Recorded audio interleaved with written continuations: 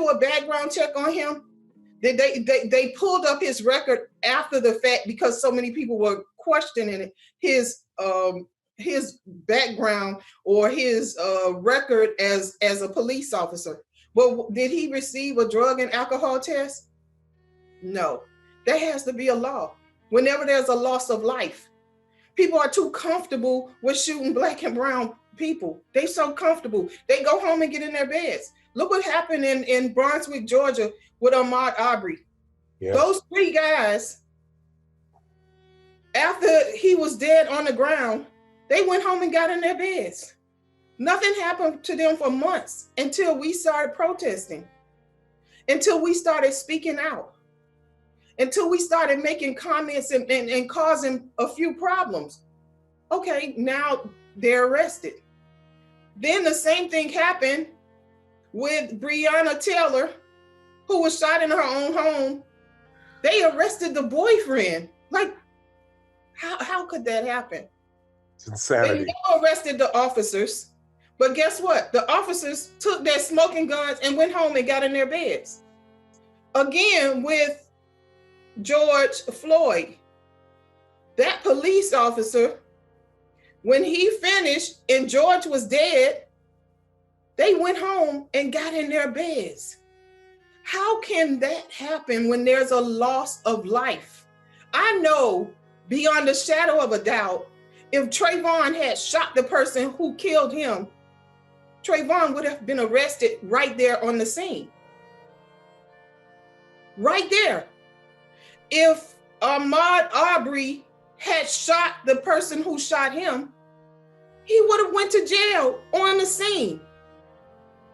If George would have shot the police officer who put his knee on his neck, George would have went to jail day one right there on the scene. So why is it different standards and different policies on a universal level for African-American people and people of color? There's no excuse for it. And the only thing I can hope, and the reason we're having this conversation is, when problems are so big, the human mind gets overwhelmed and we try to just kind of disassociate from it. When you hear about war in Bosnia and people killing each other massively, people just disassociate. But if you can follow the story of one family, one person, one individual, one child, it can penetrate people. It doesn't matter what your color is. And I think that's fortunately what's coming out of this situation so far. And we have, about 50 million people that are following us here in our social media, and they're all people that care. And so, we're going to spread this and we're going to talk more about these solutions here as well. But I really thank you for your passionate voice, and count on me. You can reach out to me afterwards. I'll reach out to you about supporting you in your move here in the political environment here, because God knows we need voices like yours and hearts and souls like yours. They don't understand intellectually, but in your soul, your gut, your pain has driven you to still find a way to contribute rather than give up. And I honor and respect you for that so much, Sabrina. Thank you. Thank you. We're going to go now to Doc Rivers.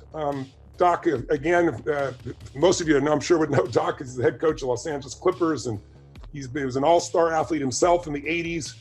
You and I are contemporaries in age. I think, are you 58? Is that right? Yeah.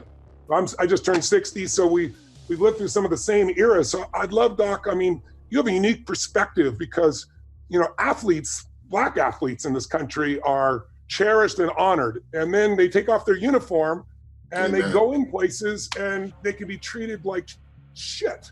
That's the nicest word I can come from, but I'm sorry, but it is. It's just absurd. I'd love it if you'd share with us. And also, I know your father, I mentioned earlier, was a 30-year veteran from the Chicago Police Department. So yes. You have both sides of it. And so I'd love to hear, first of all, you've been, you're, by the way, I have tremendous respect for you. You have so much emotion. I've seen you communicate and you move people because you're moved. You touch people because you're touched. Tell us, if you would, as a voice for civil rights and as a man that, deals with people and players all the time, professionals, how are they taking this? And what's your perspective on where we are and what needs to happen? And what do you see happening to these beautiful souls, these athletes that one minute are honored, another moment they're treated horrifically? Well, it's a lesson, Tony, for all of us, especially, in the athletic world. I tell our guys all the time, we live in a fake world. We live in an unreal world when we have our uniforms on.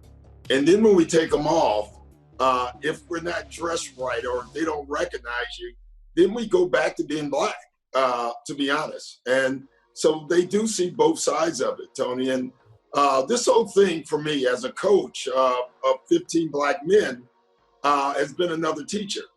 You know, I'm humbled, number one, to be on this panel. We have a mother of a slain son, a brother of a slain brother, and a son of a slain father.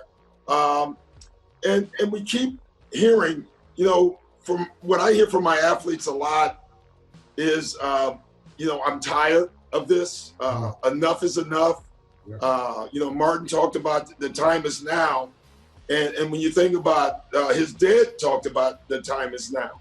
You know, my dad was a police officer. My dad was the coach of the Little League team in the neighborhood. He was the coach of the basketball team and a football team. And when he drove around the streets, everyone said, "Hi, Mr. Rivers, hi, Sergeant Rivers." They knew who he was.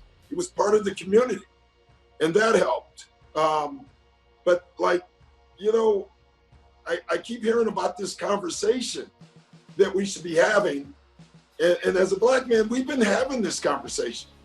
We've been having this conversation for so long. And what we need is action. Well, we need to change habits. For me, we need education. You know, I asked my players, and I've asked a lot of people, a lot of white business owners, would they work for their business for free for 5 years? And they all said, well, of course not. I said, what about 10 years, where all the money went to the guy who owned the business?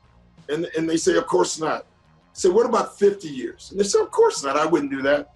Would you make your kids then work for that same company where the owner got all the profits? And you say, of course not. Well, that's slavery. That's 260 years of that. And on top of that 260 years, when they were finally free, then you had segregation and Jim Crow. You know, like how far do you have to be behind? You know, we're working in a deficit in so many ways. I think the worst thing about slavery, other than all the money that we raised, the generational wealth that blacks have raised for whites, it's more the education. Like we have not been able to educate for 200 years, 250 years. It was illegal for us to educate. And so I share these stories with my players, and I share these stories with others so we can educate. You know, 50 years ago, if you went to the South or even to the North and you opened a history book, there was nothing